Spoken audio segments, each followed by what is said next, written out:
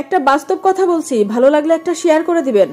হিন্দু মানুষ যেমন গরু খায় না, ঠিক তেমনি মুসলমান মানুষ পিক খায় না। কিন্তু একটা মেয়ে পেলে কেউ কিন্তু ছেড়ে দেয় না। কথাটা গায়ে লাগলেও এটাই বাস্তব।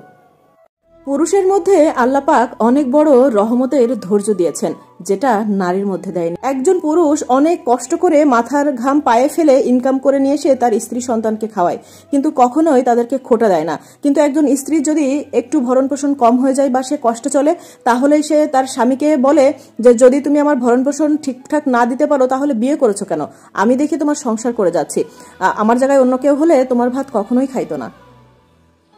32 বার ব্লক করিয়া, 33 বার ব্রেকআপ করিয়া যারা এখনো পর্যন্ত কথা বলে, তারা হলো নির্লজ্জ প্রেমিক প্রেমিকা, যেমন তুমি আর আমি।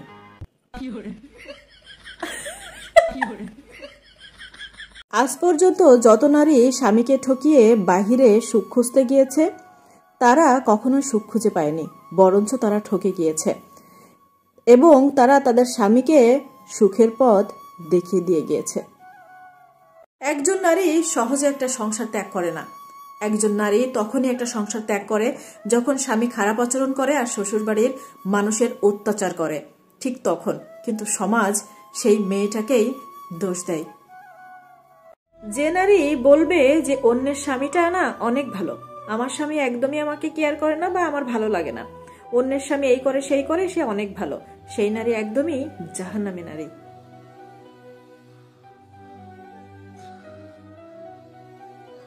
রাতে ঘুমাতে গেলে তোমাকে ভাবতে ভাবতে চোখে পানি চলে আসে। আমার আর ভালো লাগে না তোমাকে ছাড়া থাকতে, কিন্তু কি করব বলো, দুইজন যে পৃথিবীর দুই প্রান্তে।